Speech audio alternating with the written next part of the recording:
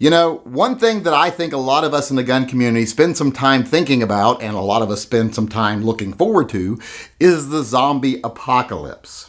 And since I run a gun channel, I get a lot of people send me questions about what's the best this in the zombie apocalypse, what's best for that in the zombie apocalypse, a lot of zombie apocalypse related questions. Well, I got one from a viewer the other day that was phrased very interestingly. They asked me that if I was on the run in the zombie apocalypse, out on my own trying to survive on the road, and I could only have one rifle, one pistol, one blade, and one melee weapon, what would they be? Well, I have thought long and hard about this. Believe me, I've put a lot of thought into this. I've actually tortured myself over these decisions. In fact, I spent too much time thinking about it because Never Enough Ammo beat me to stealing the video idea. But I'm not watching his video, just so you know right off the bat. I'm not watching his video intentionally till after I make my video because I don't want to be influenced by his decisions. Once I make my choices, later on we can compare and contrast what we chose. But for now, I wanted to make my choices for what I would choose if I was on the run in the zombie apocalypse and could only have one rifle, one pistol, one blade, and one melee weapon. Now let's start off the list at what I would consider to be the bottom weapon here, and that is the melee weapon. I'm not saying it's the least important, it's just the one on the bottom of the list. So let's start with the melee weapon. Now, I would say the most popular melee weapon would probably be a bat. An aluminum bat preferably, but you know, I guess maybe a wooden bat. If you wanted to be like Negan from The Walking Dead and take your inspiration from him, you could have your very own Lucille. But a bat just wasn't for me. It wasn't what I was going to choose. I will tell you one thing I was going to choose would be a pry bar, a pretty good sized pry bar, like a medium sized crowbar, because you put a grip on that, wrap some grip tape on it, you've got a pretty good weapon. It's great for smashing, it's good for stabbing, and if you ever find yourself on the wrong side of a locked door, it can help you escape or get into cover. So I was going to go with a crowbar, but I decided, it might be a little heavy and a little hard to carry around, and it might be easy to slip out of your hand.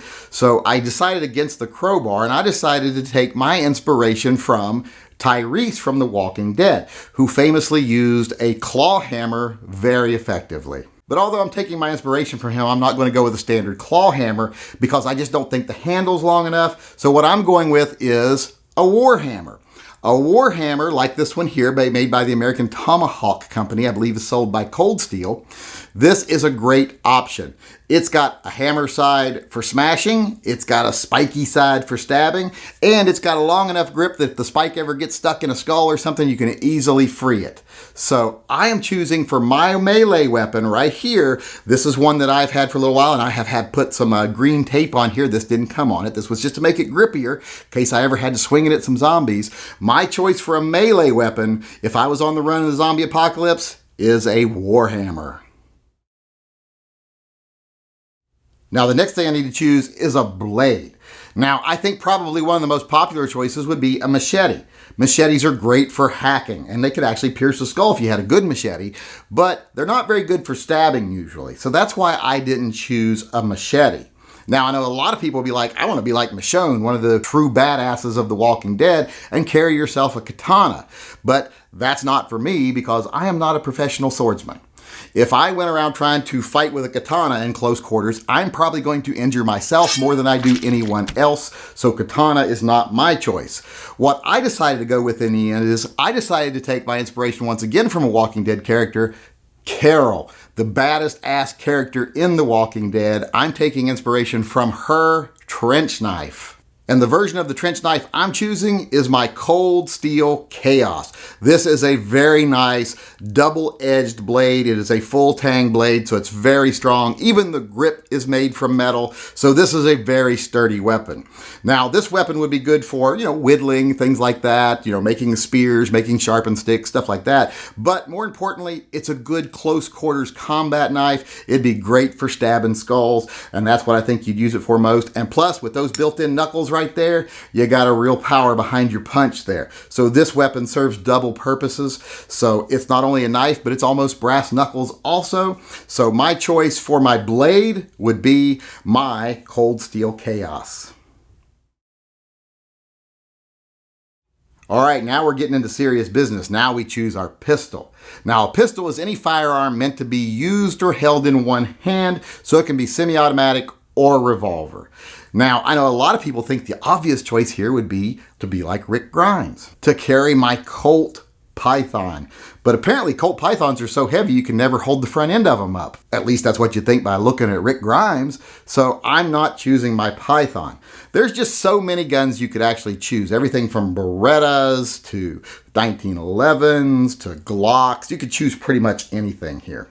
But what I chose to go with in the end was I decided to take my inspiration from Maggie from The Walking Dead, who carried her M&P R8. So I'm choosing to carry my Smith & Wesson TRR8, which is very similar to her R8. The biggest difference being that the bottom rail is removable on this gun. Other than that, you'd be hard-pressed to tell the difference between them. This is an 8-shot 357 Magnum revolver. It has a stainless steel cylinder, a stainless steel barrel, so you're not going to have to worry about corrosion. And it has a scandium body and grip frame, so it saves you weight. Now, I was reluctant at first to go with the scandium because I'm a little bit old-fashioned, but I have seen guns now that have scandium frames that have 6, 8, 10,000 rounds through them and still hold up like they're new. So I'm not as afraid of these new materials as I used to be. So because of that reason, because it saves you a little weight, and because that extra light frame allows you to add a little more weight with some rails in case you want to put a light or something else on this gun, I am going as my pistol of choice with the Smith & Wesson TRR8. All right, now we're to the choice that I think everyone out there is most interested in, and that is which rifle would I choose if I was on the run in the zombie apocalypse. Now, I know a lot of people are going to go the battle weapon path. They're going to choose a rifle that's good for battle, like an AK or an AR. But I'm thinking if I'm on the run in the zombie apocalypse, I'm not fighting in any armies or anything, or fighting against any armies. I'm avoiding things like that. So that's not my top priority. Now, some people might say, well, the thing I need to do most if I'm out on my own is be able to hunt to feed myself, so they might go a hunting rifle. And believe me, I've thought about that. Because if I was just facing a normal apocalypse, hunting rifle would be what I want to have. But if I'm on the run in the zombie apocalypse, to me, the most important factors of that gun, the things that I'm going to need to do with it, are going to be, I'm going to need to have it be lightweight so that I can carry it easily.